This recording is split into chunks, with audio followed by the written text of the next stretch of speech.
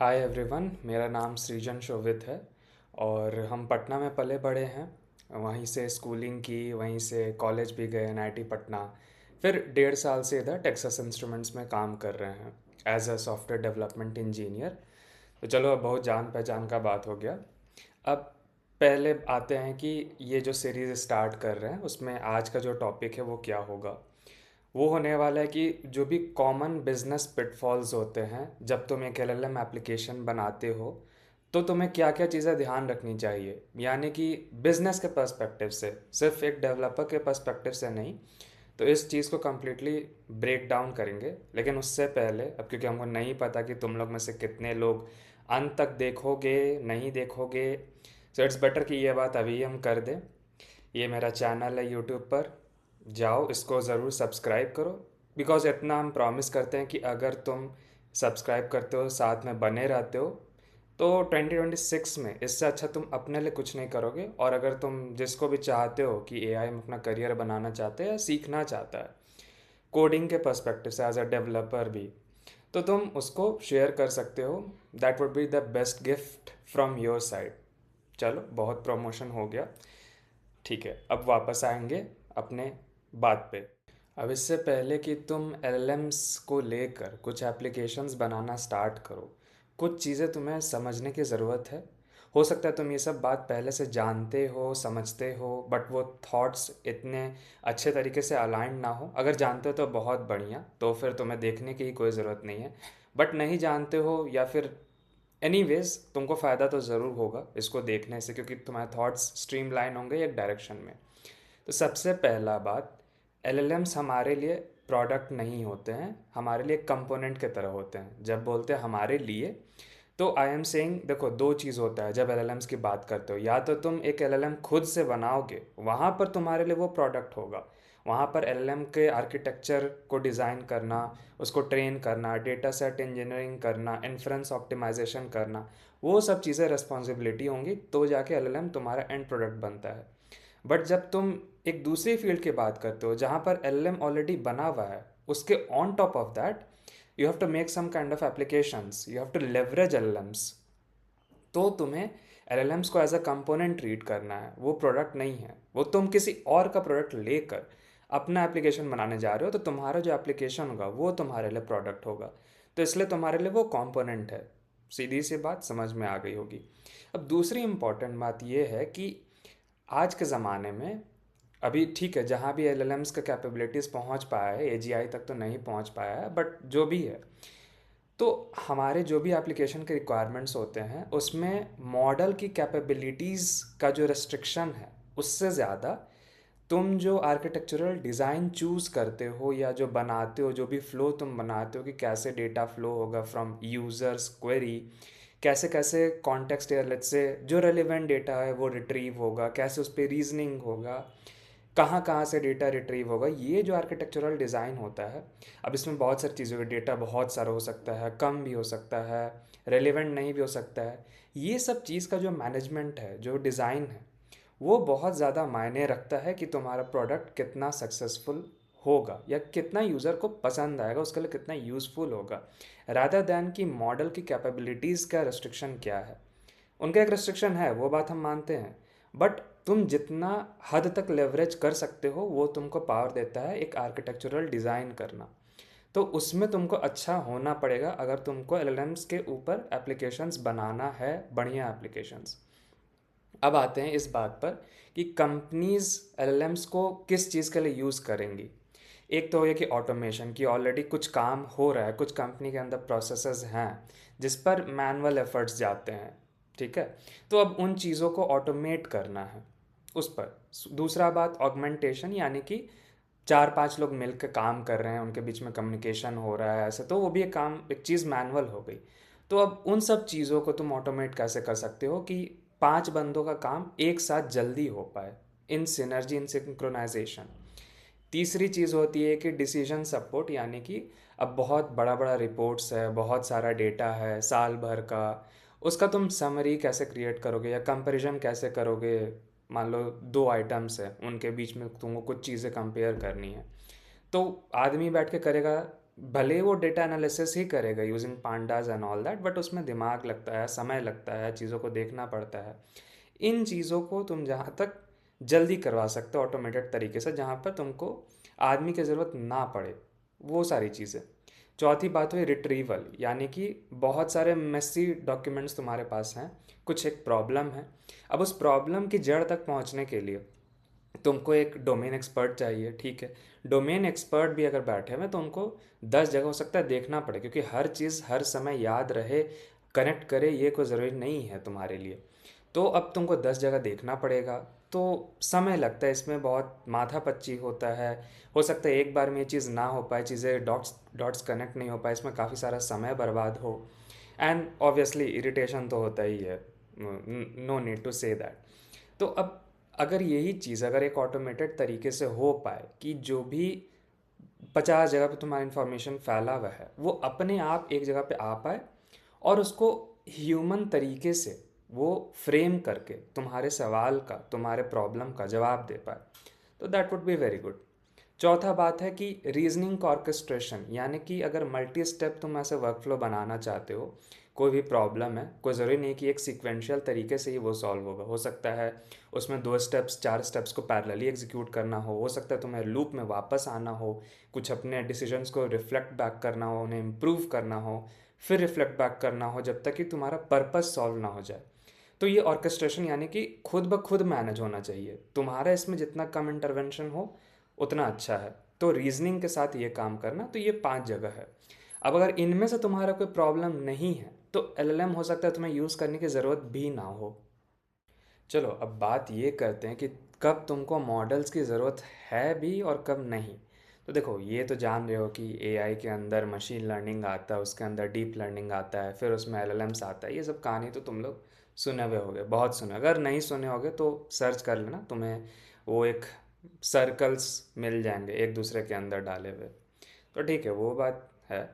But important ये है, अगर कोई तुम्हारे पास कुछ रिक्वायरमेंट लेकर आता है, या तुम भी कोई आइडिया सोच रहे हो कहीं भी, be it hackathon, be it college project, be it company project, be it startup project, या फिर फन प्रोजेक्ट, कुछ भी हो, मॉडल्स यूज़ करना है कि नहीं, तो तुम्हारे पास कुछ ऐसे सवाल होने चाहिए। सबसे पहले, क्या certainty is more important than accuracy? तुम्हें अगर आंसर हर बार सही चाहिए ही चाहिए, you can't afford to go wrong even at one instance, तो फिर एक्यूरेसी से ज़्यादा इंपॉर्टेंट है तुम्हारे लिए सर्टेनिटी, फिर तुम्हें मॉडल की ज़रूरत नहीं है। दूसरी बात, तुम्हारे अगर ऐसा एप्लीकेशन है जिसमें डिटर्मिनिस्टिक रूल्स लग सकते हैं, जहाँ पे तुम्हें पता है कि इनपुट है तुम्हारे पास, तुम्हारे पास रूल्स हैं, उसके थ्रू तुमको आउटपुट मिल जाएगा, तो कोई मॉडल की ज़रूरत नहीं है। तीसरा, क्रड आर्किटेक्चर्स, यानी create, read, update, delete, simple चीज़ें अगर ये हो रही हैं तो यहाँ पे मॉडल घुसाने का कोई ज़रूरत नहीं है। एसक्यूएल कर रहे हो, कीवर्ड सर्च कर रहे हो, ऐसे कुछ करके तुमको एप्लीकेशन बनाना है, again you don't need any model.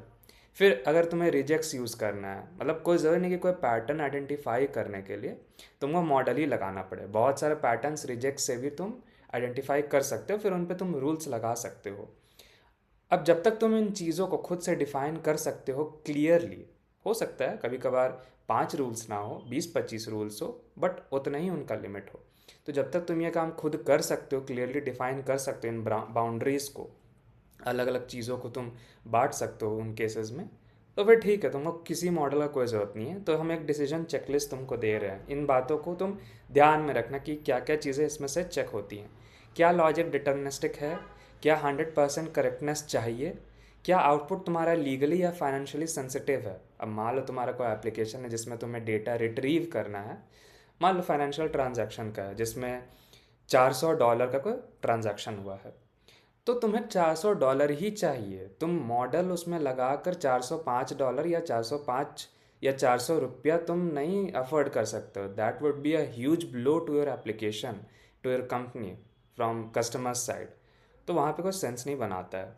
चौथी बात कि एक्सप्लेनेबिलिटी तुम्हें चाहिए ही चाहिए। अगर मैंडेटरी है तो फिर तुमको मॉडल नहीं रखना चाहिए, क्योंकि you should have a reason how you retrieve that data, कैसे तुम उस कंक्लूजन पे पहुँचे। क्योंकि जब तुम एम एल, डीप लर्निंग ये सब लगाने जाओगे तो गारंटी नहीं है कि तुम्हें एक्सप्लेनेबिलिटी मिलेगी, और मिलेगी तो सही ही मिलेगी।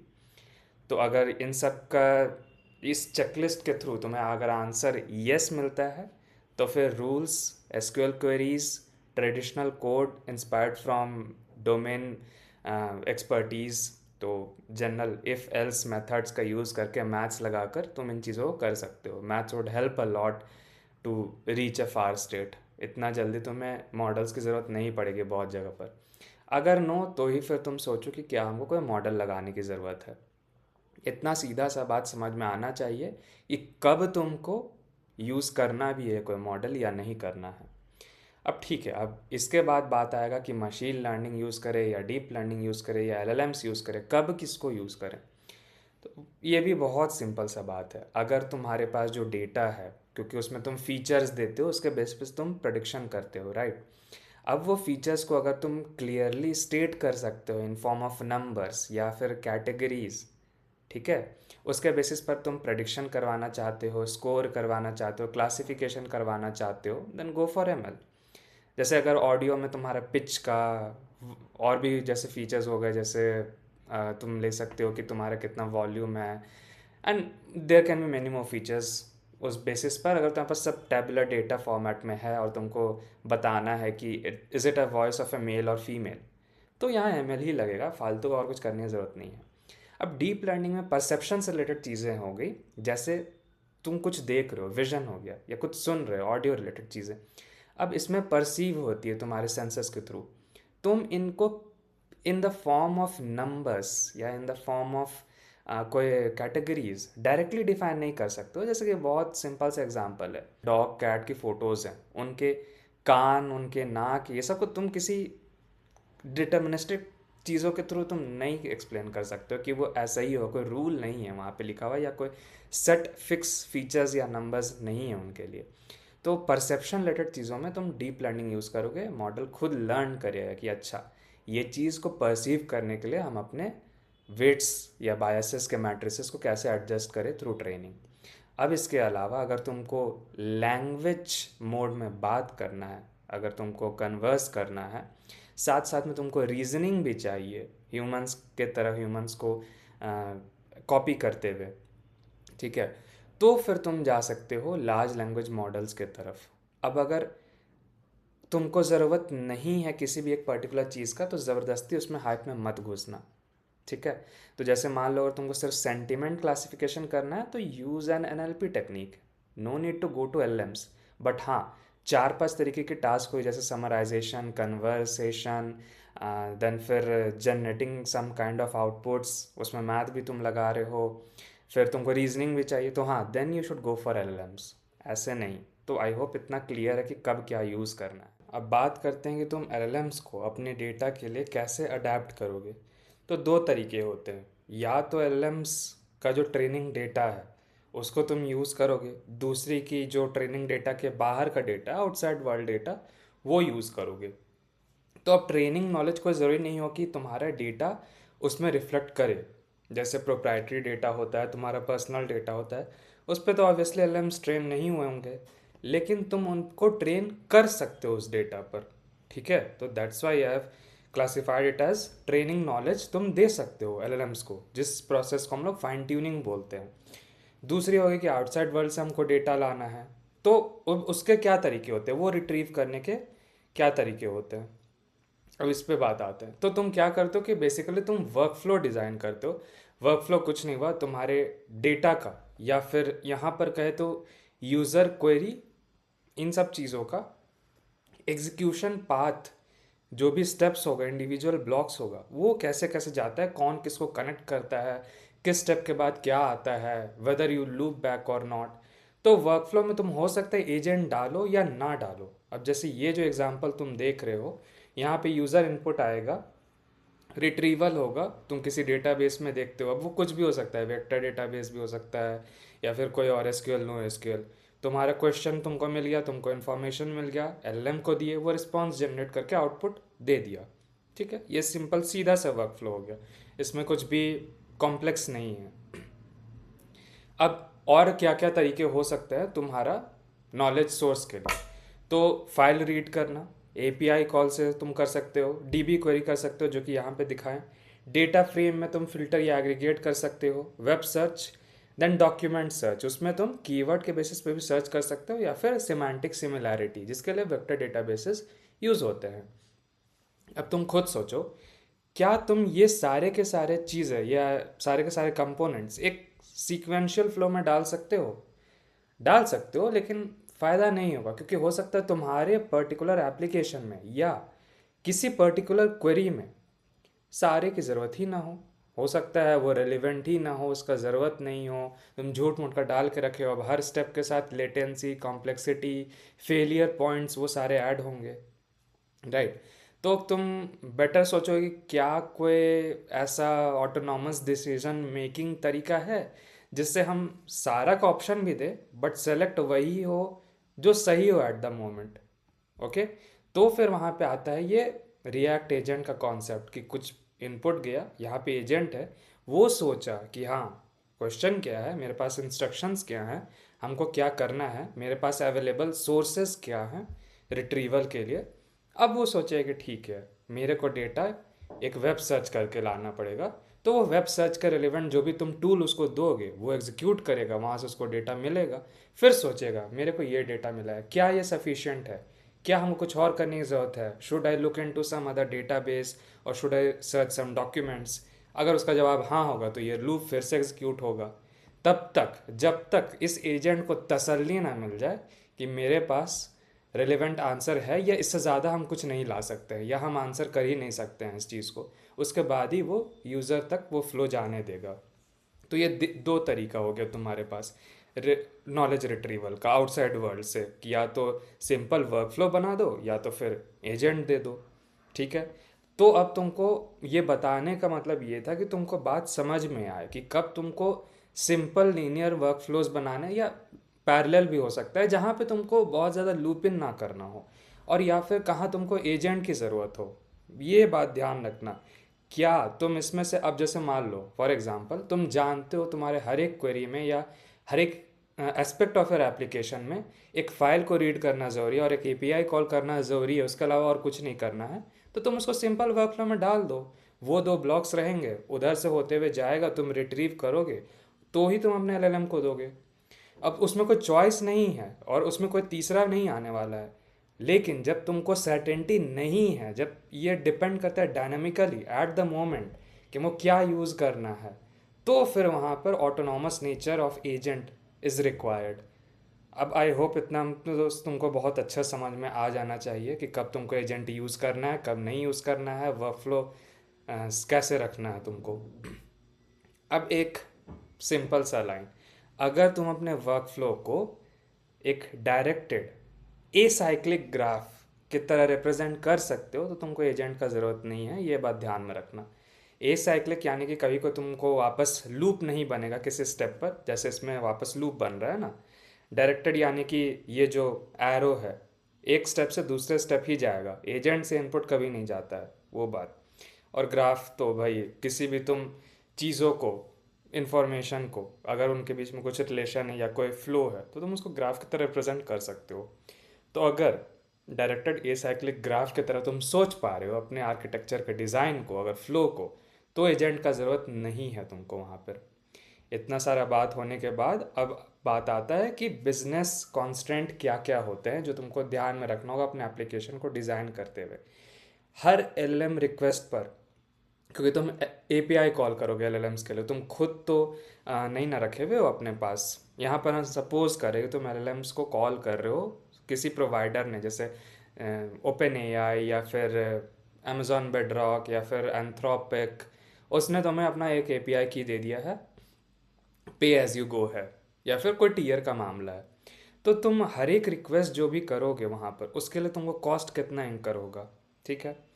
अब जो भी तुम सवाल पूछोगे, जो भी तुम्हारा रिक्वेस्ट होगा, उसके रिस्पेक्ट में जो भी आंसर आएगा, उसके लिए तुमको कितना इंतज़ार करना पड़ेगा। बेसिकली तुम्हारे जो भी स्टेक होल्डर्स जिनके लिए तुम एप्लीकेशन बना रहे हो, क्या वो टॉलरेट कर सकते हैं उतना देरी तक वेट करना। हो सकता है डिपेंडिंग अपॉन एप्लीकेशन तुम्हारा आंसर 3 मिनट के बाद आता हो, या हो सकता है तुम्हारा आंसर 1 मिनट के बाद आता हो। Are your users willing to wait for that time? Are their expectations aligned with the latency या फिर response time of the model with aligned with that model along with that provider. ये बात तुमको बहुत ध्यान में रखना होगा. अगर तुम्हारे यूजर्स एक्सपेक्ट करते हैं कि 20 सेकेंड्स में तुम्हें सारा आंसर मिल जाए और तुम 3 मिनट ले रहे हो, that's gonna be a flop. There is a problem in your design, there is a problem in your choice of model और एनी ऑफ योर ब्लॉक्स. कुछ भी हो सकता है, वो तुमको इंस्पेक्ट करना पड़ेगा. तीसरी बात है कि तुम फेलियर्स को कैसे हैंडल करते हो. क्या फेलियर को तुम टॉलरेट कर सकते हो, कितने % फेलियर्स टॉलरेट कर सकते हो. यानी कि अब जैसे तुम ये आर्किटेक्चर डिज़ाइन की कि ऐसे ऐसे होके जाएगा, अगर यहाँ रिट्रीवल नहीं होता है, तुम कोड लिखे रिट्रीव करने का लेकिन नहीं हुआ, कुछ रिट्रीव नहीं हुआ, या फिर ये तुम्हारा जो रिट्रीवल का कोड था उसमें कोई बग आ गया एट द मोमेंट, कुछ ऐसा केस था अचानक से आ गया जो तुम कभी सोचे नहीं थे बट ऑन द गो आ गया प्रोडक्शन में, कैसे तुम हैंडल करोगे उस चीज़ को. क्योंकि ये तो एक फेल हो गया, अब उतना समय तो ज़ाया चला गया. अब उस समय का भरपाई तुम कैसे करोगे, इस फेलियर को कैसे हैंडल करोगे, यूज़र को तुम कैसे कन्विंस करोगे कि तुम फेलियर की जगह पे तुम उसको कैसे सेटिस्फैक्ट्री आंसर दिखाओगे. ये सारी चीज़ें. या फिर हो सकता है एलएलएम ही फेल कर जाए, तुम एपीआई कॉल किए, एपीआई कॉल का रिस्पॉन्स आया ही नहीं, 5 मिनट तक तुम वेट करते रहे, टाइम आउट हो गया, तो क्या करोगे तुम, रीट्राई करोगे या छोड़ दोगे. जो भी है तुमको सोचना पड़ेगा इन सब चीज़ों को, क्योंकि ये तुम्हारे कस्टमर्स का सेटिस्फैक्शन, उनका हैप्पीनेस विथ योर एप्लीकेशन वो डिफाइन करेगा.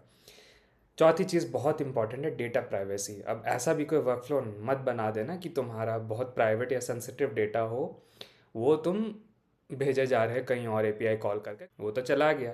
अब तुम उस डेटा को एक बार भेज दिए तो तुम वापस नहीं ला सकते और तुम्हारा उस पर कोई ओनरशिप भी अब नहीं रहा. अब दूसरा कंपनी या जिसके पास भी गया वो जैसे चाहे यूज़ कर सकता है. इस बात के लिए तुम मेंटली तैयार रहो. The can be agreements, but एक बार चला गया तुम्हारे हाथ से तो चला गया. फिर एक्सपेक्टेशन मत रखो कि कोई उस डेटा को बहुत ध्यान से यूज़ करेगा. इसलिए ध्यान से तुमको यूज़ करना है उस डेटा को रखने में या मैनेज करने में अपने एलएलएम के वर्कफ्लोज में. पांचवी बात, ऑब्जर्वेबिलिटी. बेसिकली अगर तुम्हारा एप्लीकेशन तुम बनाए हो तो अगर उसमें कुछ पॉइंट्स ऑफ फेलियर्स हैं जो कि तुम पहले से जानते हो, इन सब पॉइंट्स पर चीज़ें गड़बड़ जा सकती हैं, तो तुम एक मॉनिटरिंग रखो कि हाँ ठीक है, मेरा एप्लीकेशन एज अ होल, उसके इंडिविजुअल कंपोनेंट्स कैसे कैसे काम कर रहे हैं, और अगर कुछ गड़बड़ जाता है तो तुरंत तुमको वो पॉइंट आउट हो जाए just by looking at your logs और something.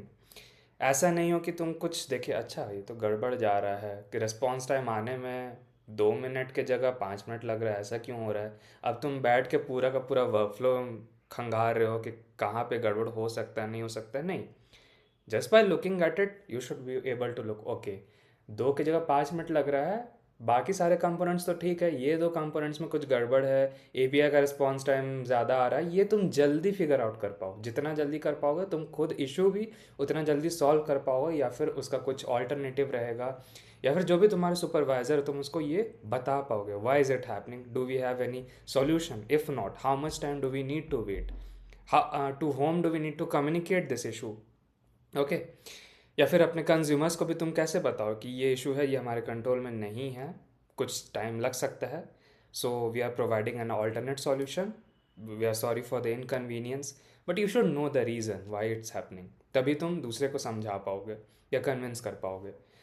Sixth is human in the loop. अब हर चीज़ को तुम एलएलएम्स के भरोसे नहीं छोड़ सकते हो, they are not that good. तो कहीं कहीं पे हो सकता है जहाँ पे चीज़ें ह्यूमंस का तुम इंटरवेंशन चाहोगे किसी पर्टिकुलर वर्क फ्लो में, तुम चाहोगे आउटपुट देने से पहले या फिर एजेंट को इनपुट देने से पहले तुम ह्यूमन से कंफर्म करवाओ फॉर ए पर्टिकुलर सेंसिटिव या वेरी क्रिटिकल केस. तो ये सारी चीज़ें तुम्हें ध्यान रखनी पड़ेंगी. ओके. तो बिजनेस कंस्ट्रेंट्स, ये सब चीज़ें होगी जब तुम कोई भी एप्लीकेशन बनाओगे, तो तुम सोचो कि कहाँ पर ज़्यादा खर्च हो जाएगा, कम खर्च हो जाएगा, रिस्क क्या क्या इन्वॉल्व है, अगर कुछ गलत जाता है तो हम रिस्पॉन्सिबिलिटी कैसे ले उसको ठीक करने का या कुछ ऑल्टरनेटिव सॉल्यूशन देने का फॉर द टाइम बिंग. तो ये तुम्हारा आर्किटेक्चरल डिज़ाइन आएगा और इन्हीं डिसीजन से तुम्हारी मैच्योरिटी डिसाइड होगी. तो ये डिसीजन जो होंगे वो डायरेक्टली तुम्हारे कस्टमर के एक्सपीरियंस को इम्पैक्ट करेंगे, उनके हैप्पीनेस को इम्पैक्ट करेंगे. मतलब दीज आर वेरी क्लोज, मतलब तुम जो भी आर्किटेक्चर बनाते हो उस पर ये सारी चीज़ें अफेक्ट होंगी जो कि कस्टमर के एक्सपीरियंस को इम्पैक्ट करेंगी, and that will directly impact your business. Okay, तो आई होप अगर इतना सारा बात, सिंपल सा बात था, कोई बहुत पहाड़ वाला बात नहीं था, लेकिन ये समझना बहुत ज़रूरी है। अगर इतना बात समझते हो तो कोई तुमको बरगला नहीं सकता है, या दूसरे शब्दों में कहे तो कोई तुमको एआई का फोमो नहीं दे सकता है। तुमको पता है कि ठीक है, ये मशीन लर्निंग होता है, ये डीप लर्निंग होता है, ये रूल बेस्ड चीज़ें होती हैं, ये एलएलएम्स होता है, इसमें रैग होता है, इसमें एजेंट्स होता है, कब किसको यूज़ करना है, कैसे रिक्वायरमेंट्स में यूज़ करना है, कहाँ कहाँ हमको पता है कि चीज़ें गड़बड़ जा सकती हैं, क्या रिस्पॉन्सिबिलिटी मेरे को लेना है। इतना तुमको अगर समझ में आता है तो बहुत बढ़िया, you are ready to learn AI. अगर नहीं समझ में आता है तो फिर तुम इधर से उधर बस हाइप में चलते रह जाओगे, तुमको बहुत प्रॉब्लम फेस करना पड़ेगा, और इतना अच्छा से तुम किसी को एक्सप्लेन नहीं कर पाओगे कहीं पे भी, या खुद भी नहीं सोच पाओगे। तो ये इतना जो तुम्हारा थॉट प्रोसेस है उसको अलाइन कर लो। तो ये था हमारा पहला lecture teaching point of view से। अब इसके आगे थोड़ा एलएलएम्स के बारे में बात करेंगे, थोड़ा सा इंट्रोडक्टरी चीज़ें। ओके, सो आई होप तुम्हें चीज़ें समझ में आई हों। अगर नहीं आई हों तो feel free to reach out in comments यहाँ यूट्यूब के सेक्शन में, या फिर इंस्टा पर डीएम कर सकते हो, लिंक्डइन पर डीएम कर सकते हो। कोई पर्टिकुलर सेक्शन तुम चाहते हो और डिटेल में अच्छे से समझना तो तुम बता सकते हो, कम्युनिकेट कर सकते हो। आई विल डिसाइड कि इस पॉइंट ऑफ टाइम पे तुम्हें वो बताना ज़रूरी है या नहीं ज़रूरी है। उसके बेसिस पर फिर हम देखेंगे, हो सकता है और वीडियो लाएं। अगर तुम्हें कोई पर्टिकुलर चीज़ नहीं समझ में आई हो फिर से उस पर बना सकते हैं इफ़ रिक्वायर्ड। तो और ऐसा कुछ डाउट हो या तुम्हारा कोई थॉट प्रोसेस, अगर तुमको लग रहा है कि कुछ ऐसा चीज़ मिस हो गया है तो ज़रूर ऐड करो। I will pin it to the comments, मतलब टॉप पे रहे, ताकि लोग देखें कि हाँ ये भी एक एक्स्ट्रा चीज़ है जो तुम्हारा कुछ पर्सपेक्टिव हो सकता हो तुम्हारे पास मेरे से अच्छा थॉट्स हो, तो ज़रूर ऐड करो वहाँ पर। Okay, so that was all. So enjoy the day, keep learning. चलो बाय।